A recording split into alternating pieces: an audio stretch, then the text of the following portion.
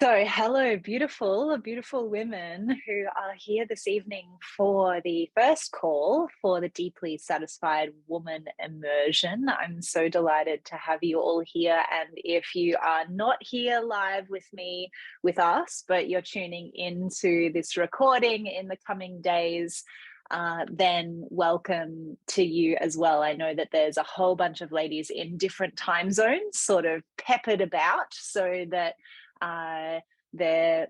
you might be tuning into this a little later if you're not in a time zone that made this time convenient. So this evening, as you know, we are in the first of 5 calls talking about the 5 traits of all deeply satisfied, successful women and how you can cultivate them in your life. And it's a celebration, this whole idea behind this masterclass series, this immersion, was to celebrate my new guide that I have just released to the world, and it is the same title. So if you haven't got a copy of that, or if you haven't checked it out yet, please do, because I actually feel super proud of it and inspired that it's out in the world. And I haven't had a free guide like that for actually many years in my business. So it just feels really fun to have something precious that is a distillation of many, many years of work with women and have it out there circulating. So please check it out. Yes, thank you, Jody. And it's nice to celebrate our successes along the way, hey?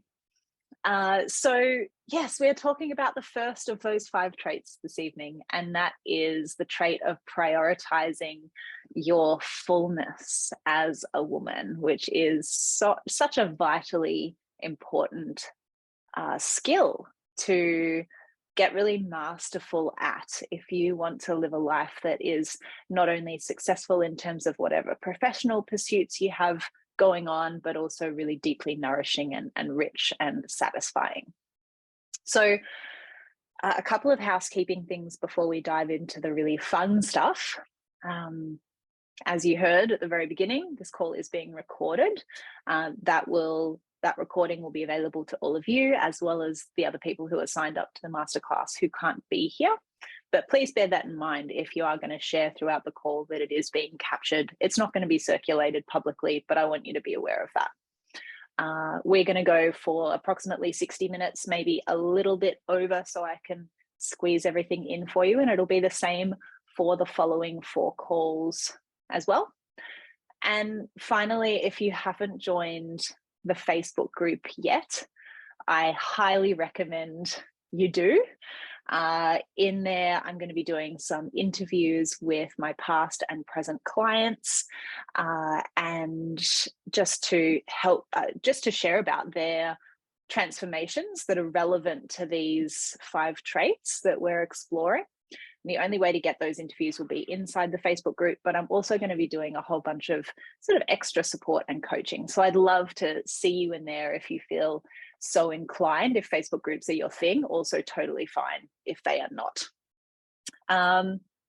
So for those of you who I haven't met or who don't know me well, my name is Nicole Stewart, and I am a performance and lifestyle coach for high achieving and ambitious women. So I work with successful women and I coach them to create deeply satisfying lives, which is the term that I've come up with to describe a life that is not just successful in terms of whatever the things are that you're pursuing creatively in the world, but is like characterized by a feeling tone of richness and nourishment and fullness and aliveness and satisfaction. And so my clients are often executives, business owners, lots of medical professionals and athletes. And many of them find their way to me because they've sort of ticked off all of the boxes that life has told them to tick, and then they get there and they're like, oh, I don't feel the way that I thought that I would when I made it this far.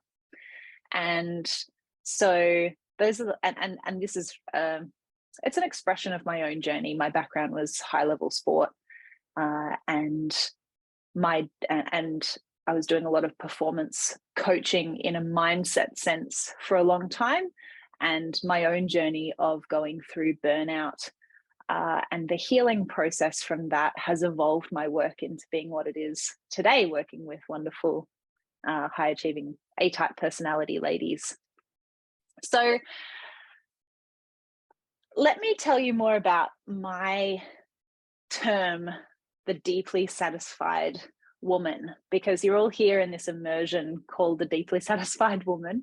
But what does that actually mean? And what I mean by that is a woman who has claimed and inhabits her true feminine power. And we live in a world today that really values and encourages and celebrates super masculine traits. And now there's nothing wrong with any of those traits. It's so important for us all to have like a healthy inner masculine.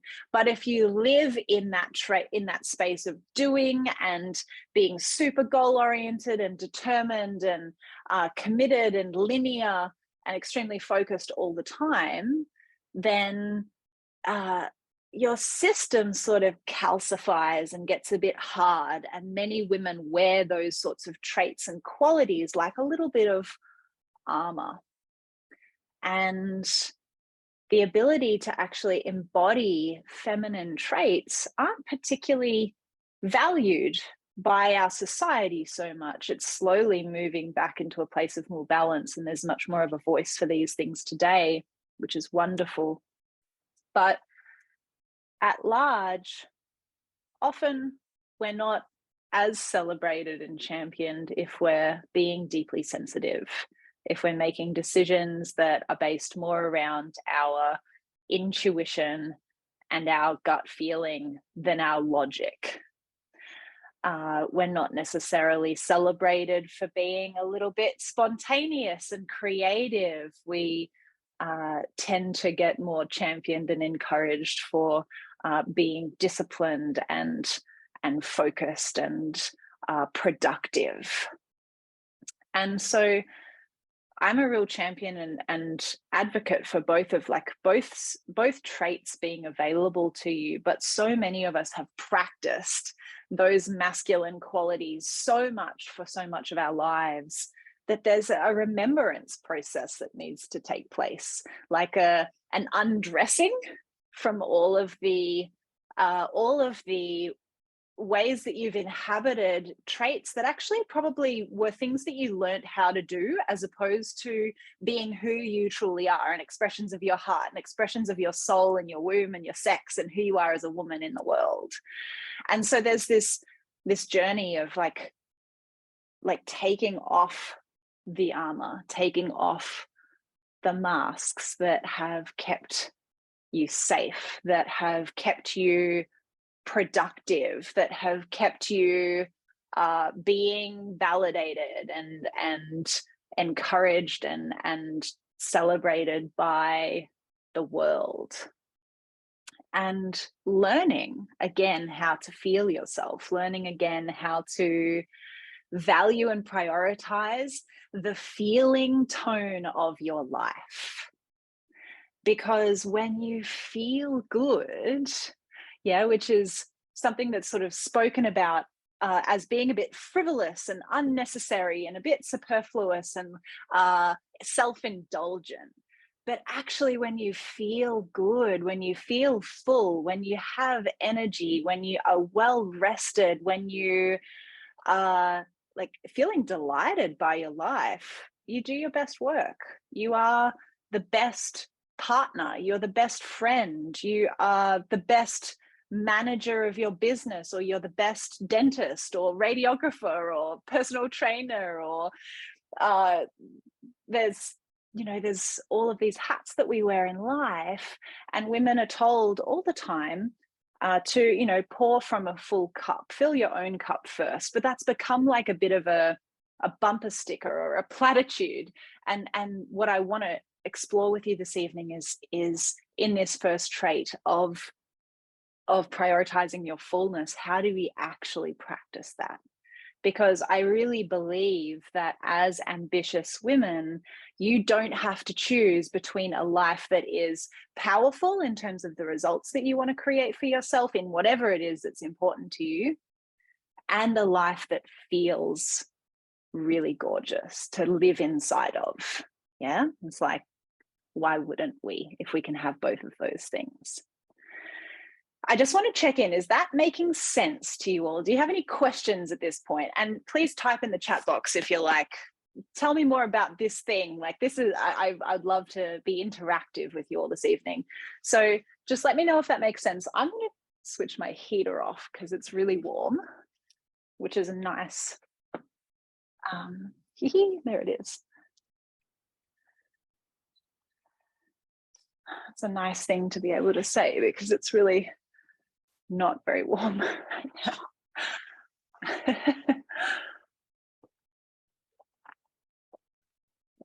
Awesome. So prioritizing your fullness is what we're here to explore tonight, the first of these yummy traits. And there's a reason this one is first, because it sort of underpins a lot as women wanting to create a life that's deeply satisfying for yourselves. What does it mean to be full? I'm talking about fullness as in like nourishment, not having just rolled out of a buffet dinner, because often that's not actually that much of a good feeling. It's like a bit uncomfortable. But full as in nourished, pleased, fed, able to enjoy, rich, ripe, like succulent. I'm just throwing out some adjectives for fullness. And as you hear these words, my invitation for you is to just notice what happens in you. Notice if there's a part of you that's like, yes, please, I'll have some of that. Or notice if there is some like internalized narrative of like, oh, that's not very productive or useful, or like, what a waste of time to try and have a life that you enjoy or that you feel ripe and abundant and overflowing inside of. I think I would eat a lot less if I felt nourished. Such a good point, Anya. Thank you. Totally. Oh my gosh. I love that you said that because it's in my notes. Like looking at that dot point right now. We are searching for, yearning for a feeling of being fed, of being nourished, and often searching in the wrong places, searching in literal food or alcohol, or like sweet things, or sex, or cheers. And look, I don't think there's any problem with those things in moderation. This is kombucha, by the way. I'm not facilitating and drinking. It's one of my no-nos. But if you are seeking a sense of feeling full and fed and nourished and like filled to the brim in the wrong places, you can search forever, right? You can search forever and you'll never feel it. So this is, that's such a beautiful example. And thank you for saying it. If you feel genuinely nourished, the pull to look in those places for that nourishment just drops away, or it fades, or you find yourself able to be discerning about the choices. Excuse me. I choose to drink kombucha while I facilitate. That makes me burp.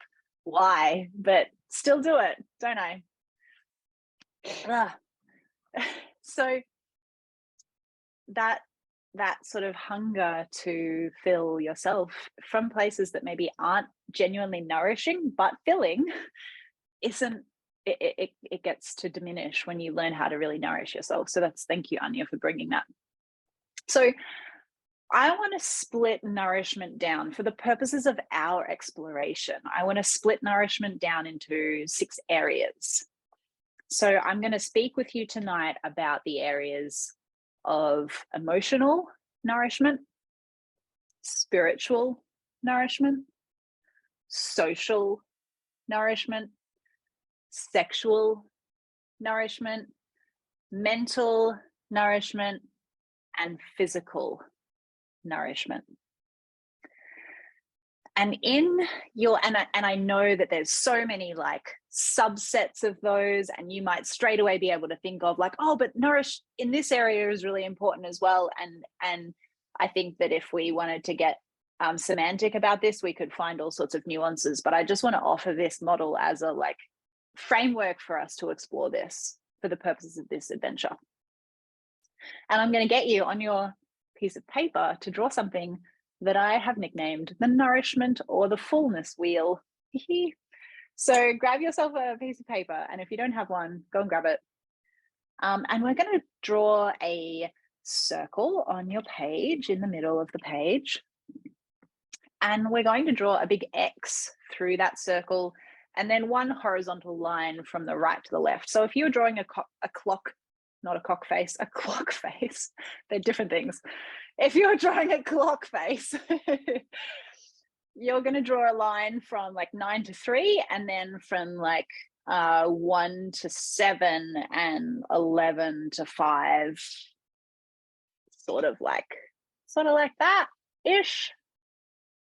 So you're going to end up with a wheel with 6 spokes. Do you want it again, Jody? You're looking at the screen again. No, you got it. So 6, not 8.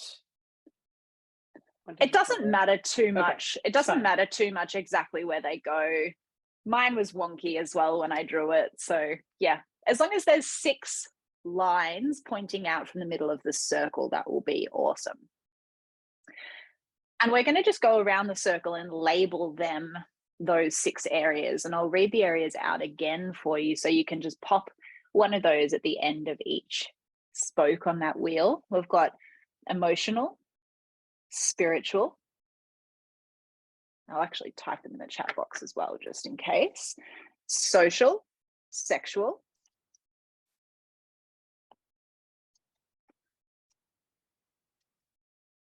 mental, and physical. Emotional, spiritual, social, sexual, mental, and physical. Now, I want to invite you to give yourself a score. You might have done Wheel of Life exercises like this before, I'm imagining. Yeah, this is not like a new idea. But I want you to imagine that if those were spokes on a wheel, and closest to the center of the circle, closest to the center is a 0, and closest to the outside is a 10. And we're just going to give yourselves a score for how you feel, like how nourished, how full you feel in each of those areas, and do a little line that sort of represents how far along the spoke you are in each area.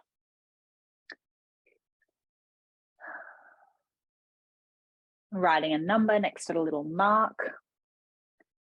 And next to each of the areas, next to each of the spokes, my invitation for you is, if you know what you need to feel genuinely nourished in that area, just write it down. So give yourself a couple of little notes there around, like, I know that I need, physically, you might know that you need 8 hours of sleep every night. You might know that you need, like, for me personally, there's such a huge difference between getting 8 hours of sleep when I've been to bed at midnight versus 10 p.m. So it's like 8 hours of sleep after midnight almost doesn't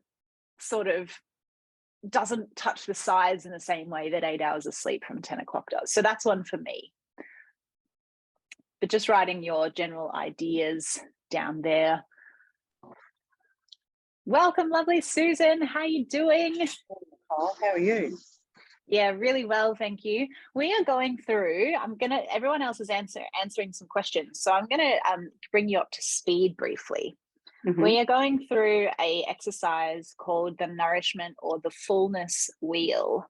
And so it's a bit of like a wheel of life exercise with 6 areas. Okay.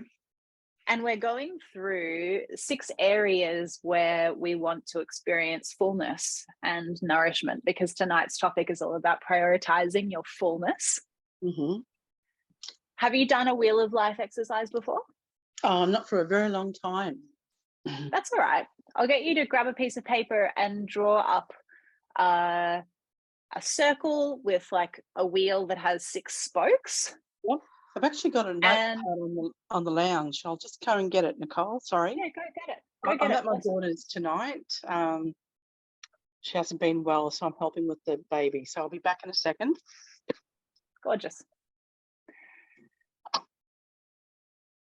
So mental nourishment, I'm just going to throw out some examples. Mental nourishment, you might know that you need really great stimulating conversation, or that you love doing Sudoku puzzles, or that maybe for mental nourishment, you know that you need to spend 20 minutes in nature at lunchtime every day, or you turn into a basket case in the afternoon.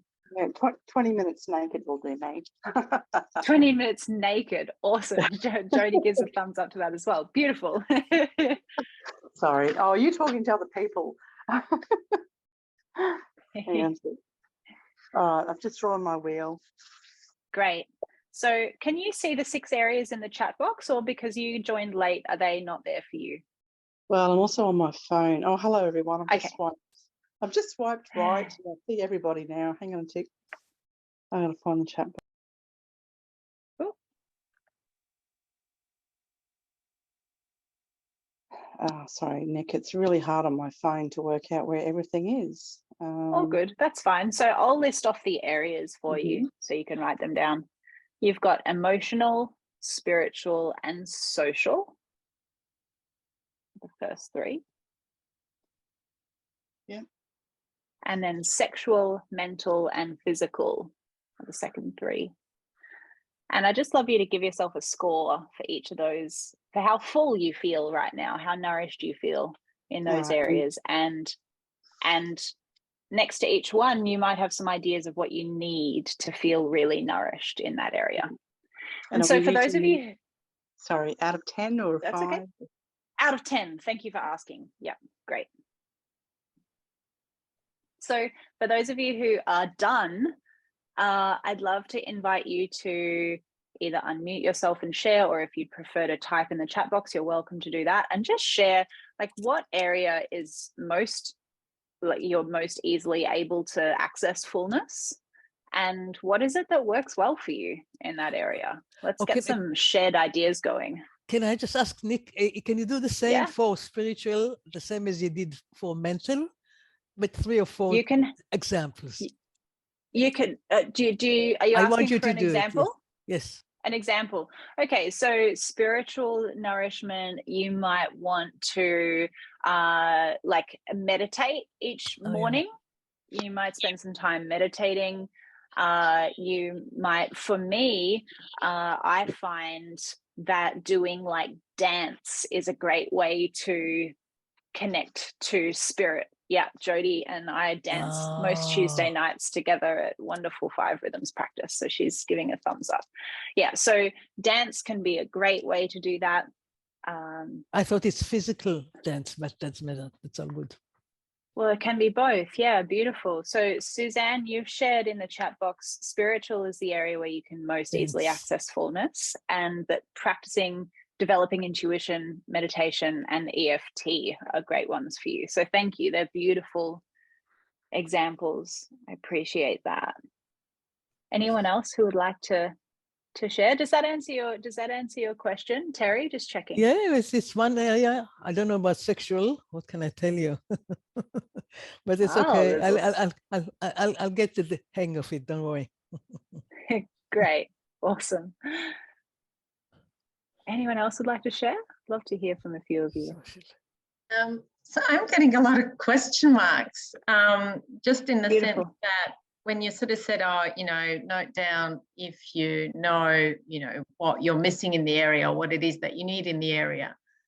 I'm looking at, so my wheels sort of come up mostly 5s and 1 3. The 3's for mental, because in that space I know what I need. Which is basically I need a lot more rocket science, so a lot more challenging problems,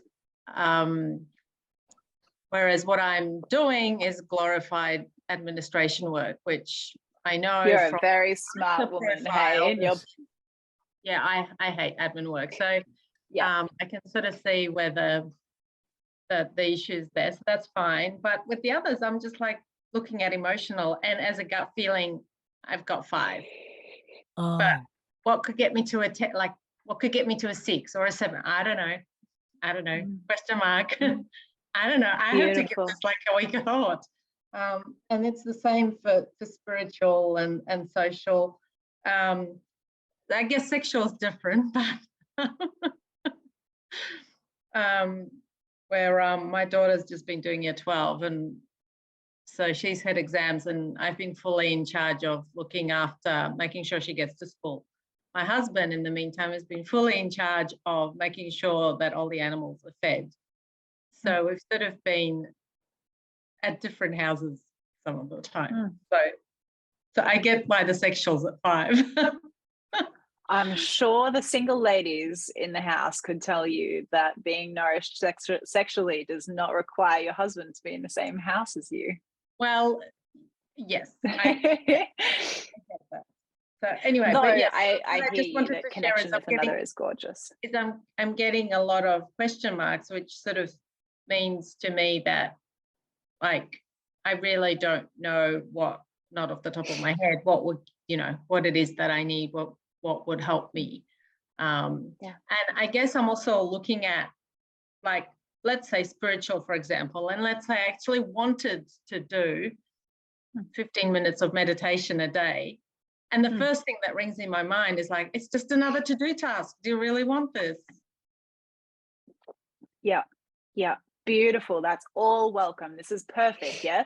These sorts of exercises, to be super clear, ladies, are not about being like, I did the thing, I have ticked the box, and like that old thinking is what has gotten us to here. This is a reflection tool. This is a tool that's helping you to go like, oh, that's some new information. That's really interesting. And we're going to talk about how to use that information. And Anya, my question is, if you're a 5 in a bunch of those areas, you're doing some things in your life that are getting you to a 5. Yeah, you're not a 0, right? Yeah, absolutely. Yeah. So next to them, you could write just a couple of ideas. It's not necessarily like the needs to get you to the next level, but what do you need in that area? Yeah, because the answer might actually be realizing that you don't prioritize those things enough, and that creating more space for the things that you already know work for you is going to be really valuable. Yeah, so if there's some things in those areas that you know work, that like note those down as well, and that we'll continue to get some more ideas. Awesome. Sounds good. Yes, thank you. Insight Timer app is a super awesome one for meditation. And totally, that's the whole point. Like, there's the old saying, I can't remember, it's a Zen saying, I think it says, and meditate for half an hour every day unless you don't have time, in which case you should meditate for an hour every day. Because the spaciousness that you create internally is fuel for You haven't reflected across my the rest of your sentence didn't come through, Susan. These aspects for a while. Totally awesome. Yeah, thank you. Thank you for sharing. Anyone else want to pop their thoughts in before we roll along to the next part? I would say that right now, the aspect that the only aspect that I'm nailing 10 out of 10 on is sexual, but that is, I recognize that that's fleeting, because there's plenty of years when I would have given it a 3 out of 10. So it's the recognition that things sort of wax and wane at various times and aspects of your life, and you can't have everything all out to a 10 all the time, because literally, how would you find the time? Totally. And yeah, like I totally agree, and I love the pointing to like life stages and waxing and waning, like natural ebbs and flows and tides in our desires for different things, in the way that we prioritize different things. But would you say, Jody, just as a bit of a thought experiment, you've shared that you're like nailing it in the sexual department right now. Do you feel like that supports you to have an overall greater experience of a full, nourished life? 100%. Totally. Awesome. Yeah. So it actually, like, it's, you know, there's times when your sexuality is not that, and you feel like it's taking you away from other things right at the moment. And again, I'm going to like just reiterate that I recognize that that's transitory and things flux. Right at the moment, it is a connection to source. Yeah. Yeah. There's and it just turbocharges everything else. Yeah. Yum. Yum, yum, yum. And I so often find that sexuality is that for women, that it's like, actually, that's such a linchpin to overall fullness, is letting ourselves be sexually full. Like, can I dare to be that in touch with my desires, with my yearnings, can I let my body open that much? So there's all sorts of gold in my sexual energy is my resilience. Yeah, thank you so much for sharing. That's a really beautiful one, Susan. If anyone is curious, I'm just going to plug Susan, because I did a beautiful podcast interview with her recently, and she does amazing work for ladies in their like older life stages who want to enhance and experience more of their sexuality, and people with a variety of different ability levels. And she runs a gorgeous boutique style sex shop online called the Spicy Boudoir. So I definitely recommend that you check her out, give her a Google.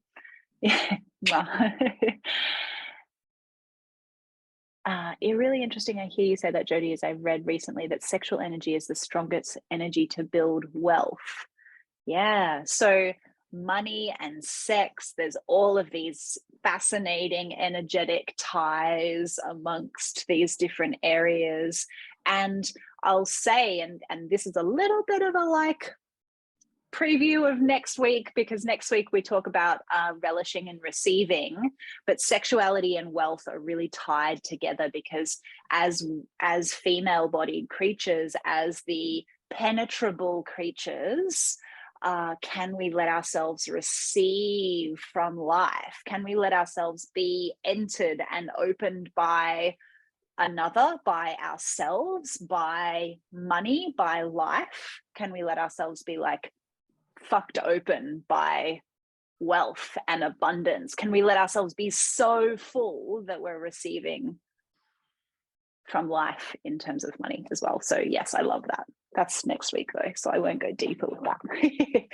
So thank you for drawing your beautiful wheels, ladies. I want to keep us moving, because there's still some gorgeous things that I want to squeeze in, and we're going to come back to your wheel in a minute. So just leaving that for the moment, let's talk for a moment about, and we've already sort of entered into this, what determines fullness, and what therefore determines how much of it you can let yourself have, and what blocks it. And I want to talk about the blueprints that we inherit for a moment. And what I mean by that is that you have literally like a blueprint, a template, if you will, in your system for how much you can let life move through you.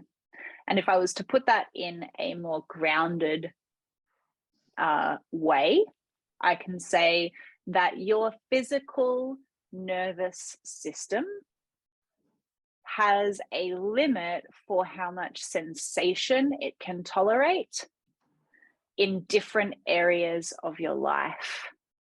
And the thing that determines that will be a whole range of things, like your early childhood experiences, the experiences that you had as you grew and matured into woman, as like at different life stages, when you were first budding into your sexuality and becoming a young woman going through puberty, when you were having your like early experiences of intimacy, when you were moving out into the workforce, like studying. There's all of these different life phases that we go through that are impactful on what we believe about ourselves and the stories that you carry around in your tissues, in your cells, in your physical body.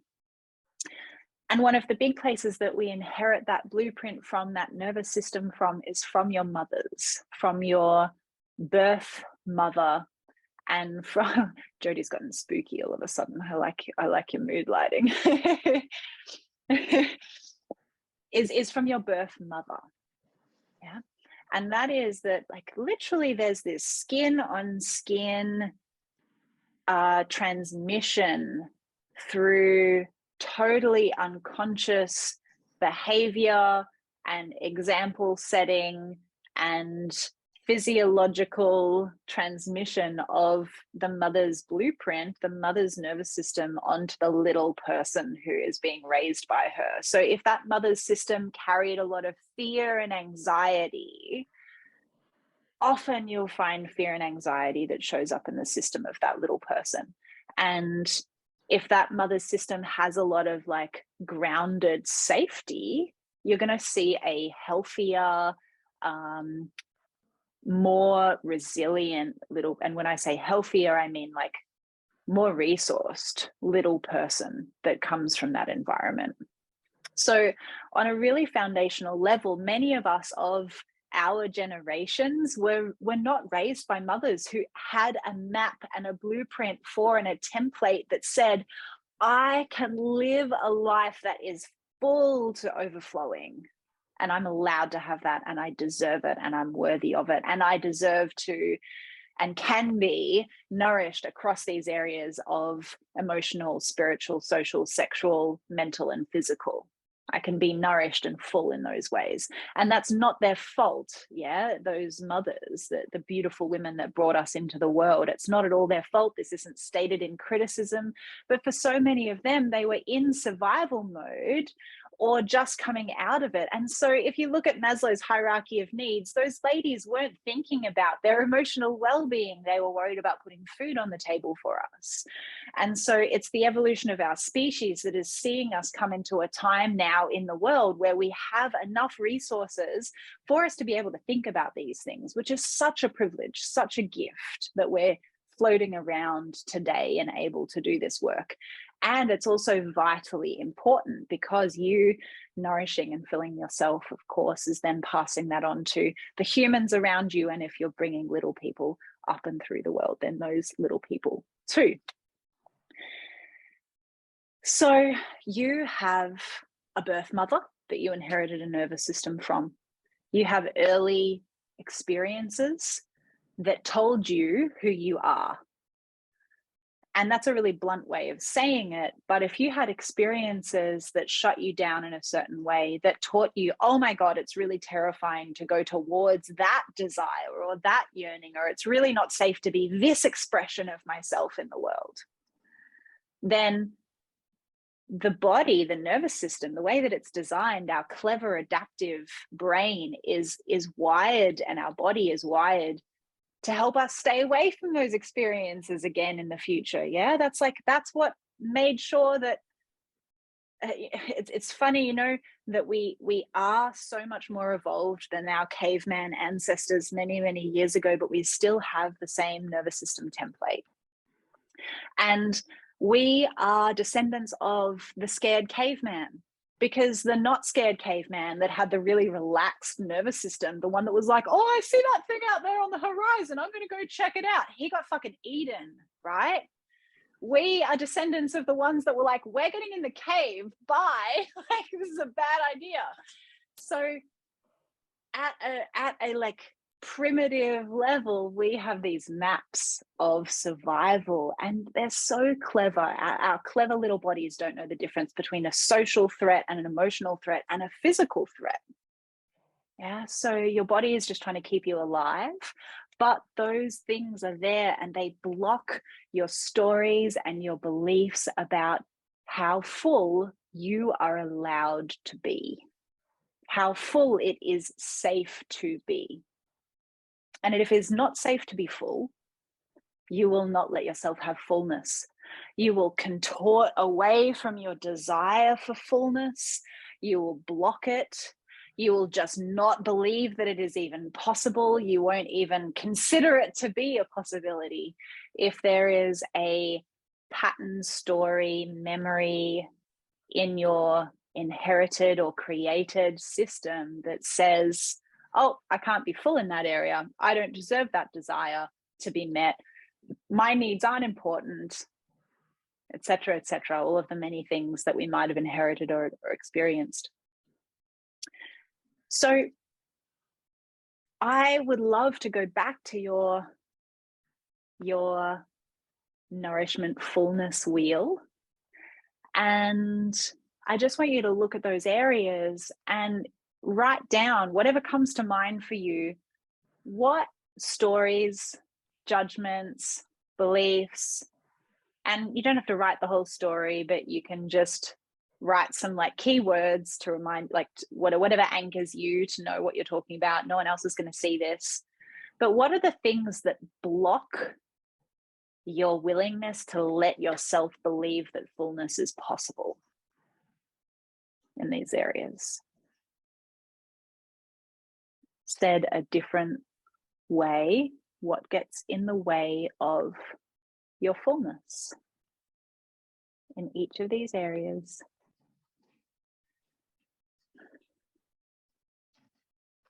And if you notice yourself getting a little stuck, my invitation is to close down your eyes and just feel yourself for a moment. Feel those particular areas.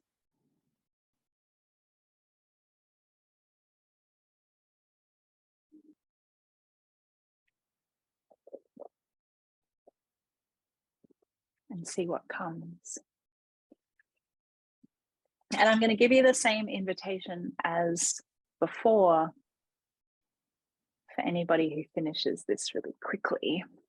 And that is to type in the chat box, or in a moment you can unmute yourself and share what is the area where it is hardest to access fullness and what gets in the way.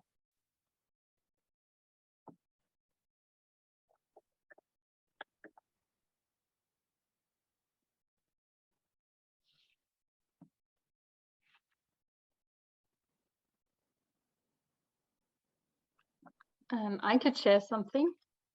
Great, I would love that. So for me, the emotional part is the hardest to fill my cup, especially when I don't have a partner. And I think what blocks me is that I'm a very emotional person, and maybe others wouldn't show as much as I would. And so I tell myself, oh, if I'm too emotional, then I'm weak, or others get uncomfortable and maybe draw back. And yeah. Thank you. What do you notice as you share that? Makes me sad. Yeah. Yeah. We're really with you in that.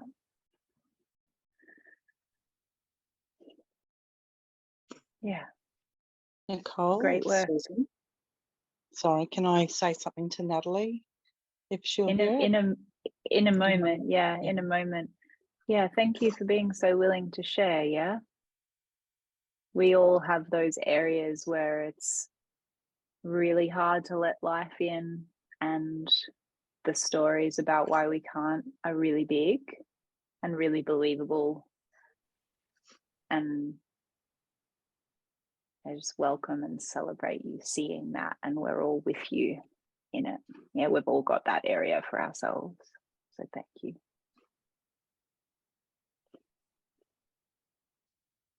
Thanks. Susan, did you have something to share? Yeah, I just really felt for what Natalie was saying as a child, and like hearing you talk about our birth mothers and the the templates that they were born with. It's taken me many years, and probably not until I became a parent in my own right, to really understand my mother's journey. But I was raised believing that I was an over-emotional person, and that crying was a weakness as well. But I now know that my mother doesn't show emotion and can't deal with emotion and really struggles to show love. And so I now know that I'm the one in the power, or with the power, and my emotions are part of my strength, and my family and my friends benefit. So, Natalie, hold on to that. It took me a very long time to understand emotions are power. Thank you. Yeah, thank you so much for sharing your experience. Who else, just as a show of hands, can relate to having a mother who didn't know how to do emotions well? Yeah. My mum can do some emotions very well when she wants to. She's a great actress, actually, not like a trained actress. She's just a good actress at home with her emotions. Yeah. My mum did anger really well, so that's an emotion, but that has its own set of challenges. Hey, if you're in an environment where there was one emotion that was really dominant, or it's this whole journey of recognizing the ways that we've been blueprinted for strengths, and so many of our strengths also can be our challenges, and there's this very complex game of sort of understanding the self. So anyone else that would like to share what area they notice fullness is hardest for them and what gets in the way? So I've just noticed that for me, under the social category, there's a huge amount of fear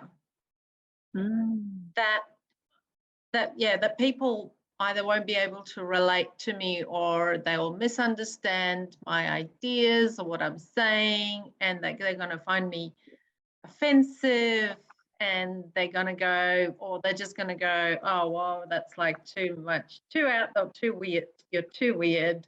We don't want to talk to you. You're strange. And yeah, it's like this, it's this huge fear to open up, so in a social context, to not push people away.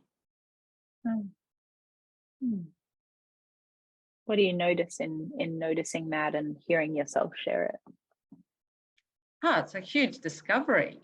I didn't realize that's, until I started thinking about it, I didn't realize that it was such a big fear. And yeah, I don't know where I'll take it from here. Yeah, great awareness. Great awareness. Thank you. Yeah. Love it. One more person. Time for another human to share. What's the area where it's hardest to access fullness? And if no one wants to, that's also fine. Jody, I'd love to hear it. So my mother is actually staying with me right now for the first time in 5 years. So this is very topical. And she's 76, and I'm having a bit of clenchy anticipatory grief about every time you see your mom might be the last time, et cetera. But I'm in therapy, she's in therapy, and we are concurrently coming to a variety of similar conclusions, but also at a point where we can actually talk about them. So it's, in that sense, it's kind of magical. It doesn't mean it's easy or nice, but it's good, and I'm grateful that it's happening. But it's a whole bunch of things that were like, she just didn't have the skills, and so there was zero possibility that I was ever going to be given those skills in the home setting. But one of the things, that I'm aware of, given that you've tried to guide that question to, where do you feel the weakest in those things, is I'm a knowledge worker. So I never have any question about whether I'm entitled to intellectual fullness. Goddamn, of course I am. That is my job. However, I noticed that I put my physical needs and my physical needs, my emotional needs, my spiritual needs on the list after other people in my, whatever my network of responsibilities is. After all of those other things are satisfied, then I can tend to those things. So it's only when, in this weird framework in my head, this is not necessarily reality, but sure. You carry a mental framework of, unless things are at klaxons going off, this is a serious problem level, so long as they're not setting off alarms, the needs in those areas get satisfied after everybody else's needs. Oh yeah, I should really go for a run, but I have all these other things to do for other people. I should really do these things, but I can do them after all of these things I do for other people or other entities. So like I can satisfy professional obligations before I satisfy personal obligations. And if something's going to give, it's the personal obligations, the things that I do for myself as ongoing maintenance are of course the first things to go. Yeah. Love it. Thank you for noticing that. So it's sort of like a blocker to overall fullness as opposed to a specific area. And that's such a relevant and important point. And I wonder if anyone else. It's like an order of distribution. Yeah, there's a hierarchy, isn't there? Yeah. Who else can relate to that? Yep. Yeah. For sure. Just another internal narrative that we get to challenge, right? Because actually we have a choice, but recognizing that choice and then being able to challenge it is such a thing. Yeah. And so that's what I want to sort of move into now is learning that first and foremost, it's not your fault that things are the way that they are. Yeah, it's not at all. As we've talked about, those mothers that bless their souls, I really believe that most parents do the best that they possibly can. We inherited a heap of this stuff. Life has happened and you've all done however many years you've done on this planet, and some of them have been gorgeous and some of them have been fucking shit, let's be honest, because life sometimes is a bitch.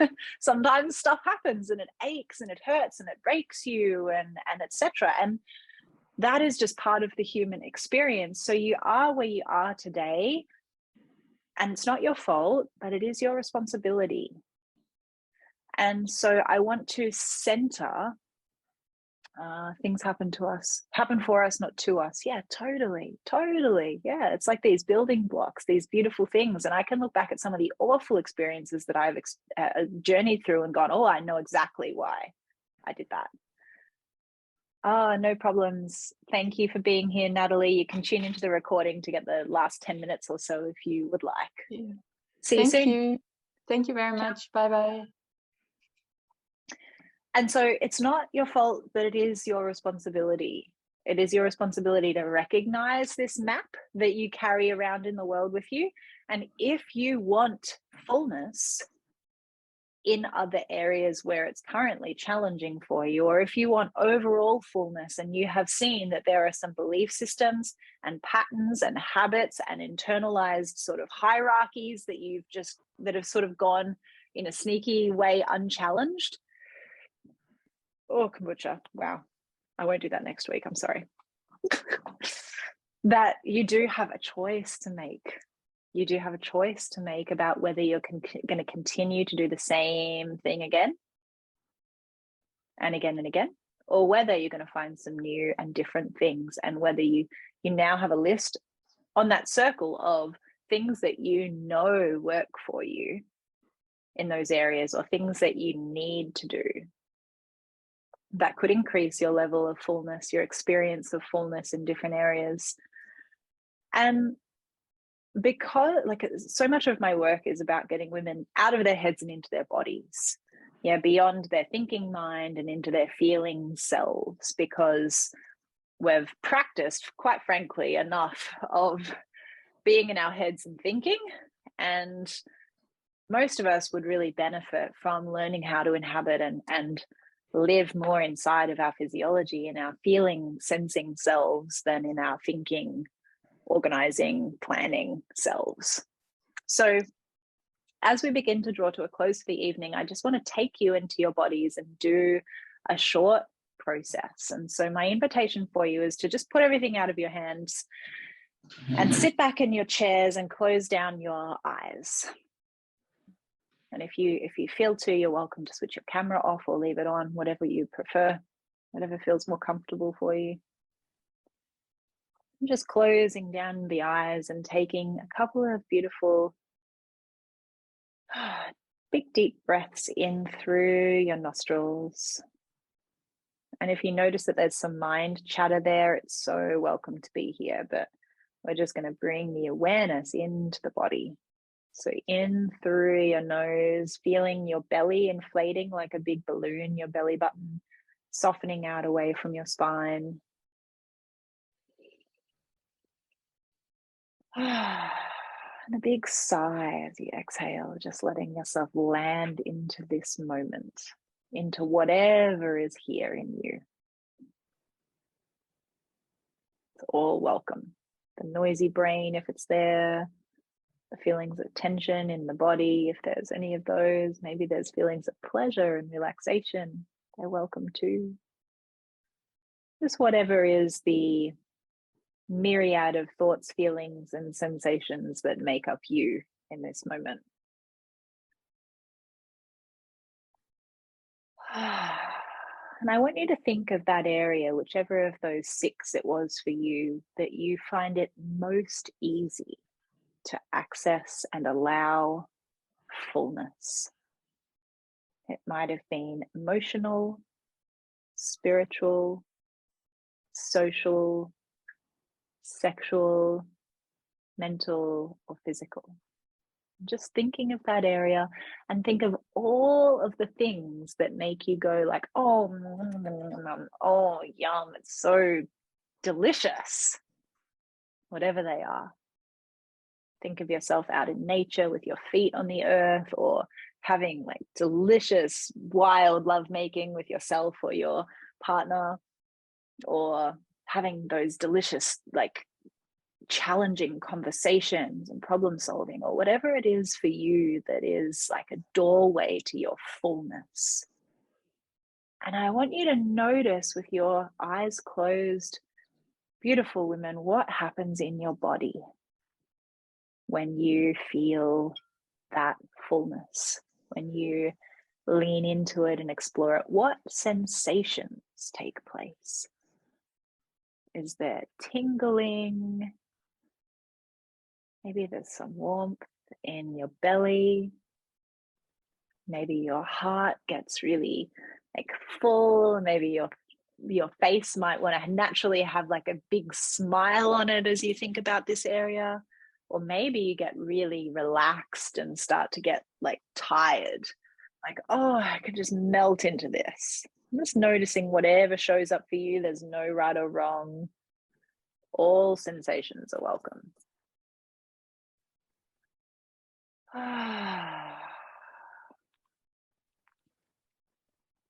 Noticing those sensations. Yes to them, yes to them, yes to them.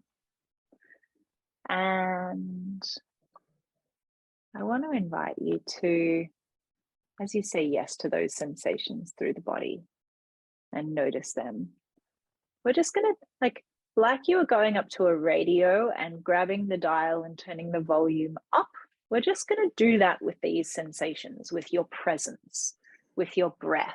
So you might draw like a slightly fuller breath into your body. You might increase your presence with those positive, expansive, ripe sensations in your body, whatever you're noticing.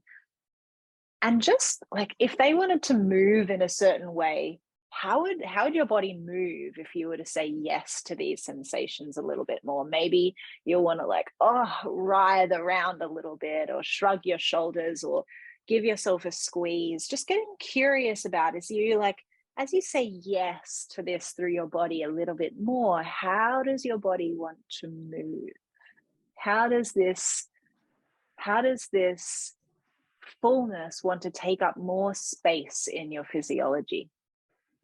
And it might be really, really subtle movements. It might be like, just the slightest shifting left and right in my spine. Oh, yes. Or maybe it's like you want to get up and do star jumps. Who knows? Yes, yes, yes, to fullness through your physiology. And noticing as you do this, how much you can like drink in the nourishment from this. Like you are right now, this is you feeding your system. Yeah, it's like, oh, thank you. Yes, it feels so good to let myself marinade in my own fullness. Yes to this. We're just going to take like 3 more breaths here. 3 more breaths to drink in this fullness for yourself.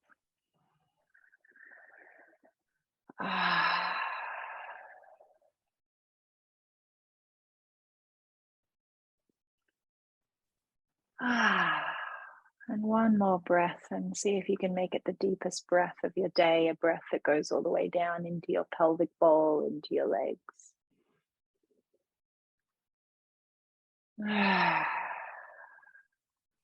And before you open your eyes, before you return to the group,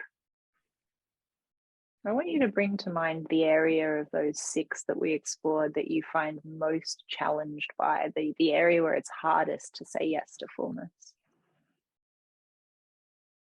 And just noticing what happens in your body, noticing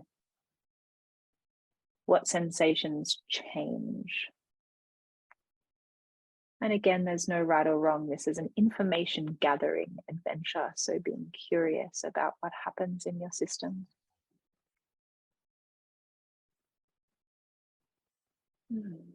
Maybe the nourishment that you were drinking in before has helped sort of feed this area a little bit. When you think of it, you're like, oh, it's not so bad. Maybe this is great. Or maybe it was like throwing a big wet blanket over your sense of fullness that you were just experiencing. Maybe there'll be a bit of like, oh, I feel deflated, or I feel flat, or I feel contracted. And all of that is welcome. I just want you to have a sense of the contrast in your system, because your body is such a beautiful barometer for your capacity to say yes to this area. Your capacity to say yes to fullness in general.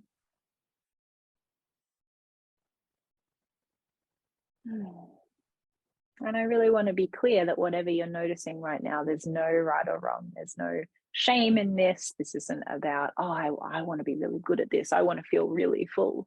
This is just information for you and your system, for your journey. And all of us have a journey to go on to let more fullness into our lives. So just taking 1 final breath here, and then when you're ready, just gently fluttering your eyes open and returning to the group. And I want to name that whatever you notice then as a part of that practice is such a great indicator also for how much you can let yourself be in sensation and be in your body.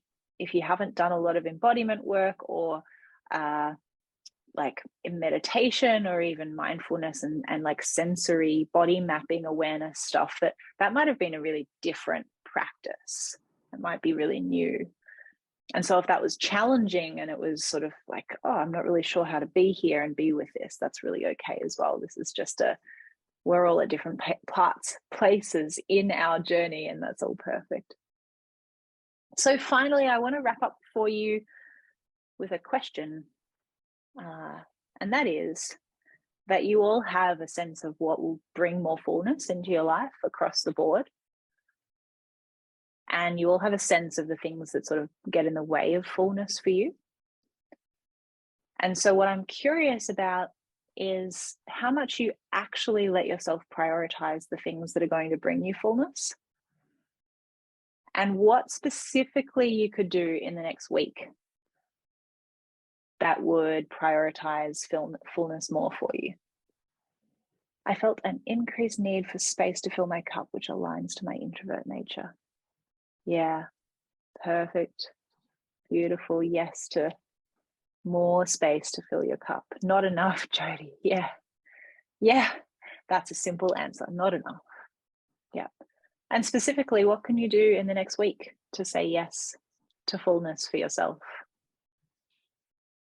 I'd love for you to share.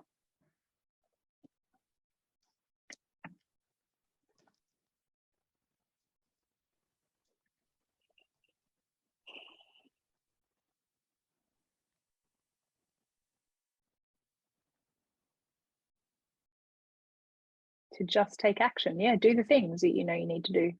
I just felt exhausted, like I could just fall asleep, Anya. Yeah, thank you. Maybe sleep is a thing that you could use more of. Yeah. Strengthening connections, group learnings feed my soul. Yeah, yum. Oh, I'm glad you're here, Suzanne. So wonderful women. My invitation is, like I said, if you're not in there already, please. I reached a threshold yesterday in my mum's visit. I've done enough. I'm good enough. Yeah, that's a beautiful one, Jody. Thank you. Yeah. And sometimes that is recognizing, like, I actually don't need to load more doing in. And the thing that is going to bring me more fullness is being like, that's the end of my fucking to-do list. No more. Boundaries. Yes. Yes to that. Perfect. So I'd love for you to be inside the Facebook group if you'd like to be there, and continue to share your journey with fullness in the week ahead, because we're all there at the same time exploring fullness. I'd love to hear more about what you took away. If there's more ahas and shares, or if you have questions through the week, I'm really available for them. And on Friday at 12:30 p.m. AEDT, I'm going to be interviewing one of my wonderful clients, Christy, who has had quite a profound transformation in the area of being able to prioritize her fullness. So I'm looking forward to getting to share her with you all on Friday in there as well, if you feel like coming along to share the journey. So I'm going to hang around for a little while longer in case there are any of you who have questions. I'm very happy to answer them.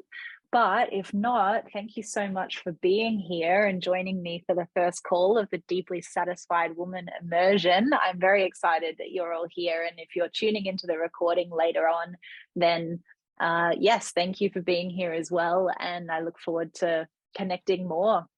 Thank you, Suzanne. Yeah, I'll see you next week. That sounds wonderful. And Susan, Susan and Suzanne. Thank you, Terry.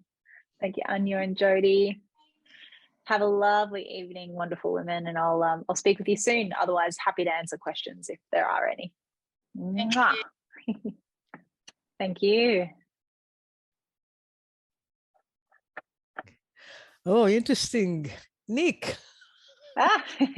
Oh my Lord, I'm the last one. Oh my Lord. It's a long way from the north to the south. It's a long way. It's still stuck in the north. It's in the north. I'm in the north. That's all right. Lots of practice. We'll get there. I want to parachute down. Sure. Parachute down. We'll see. Okay. Okay. Thank you very much. Thank you so much, Terry. Have a lovely evening. Thank you, and talk to you soon. Yes, definitely. Ciao. Bye-bye.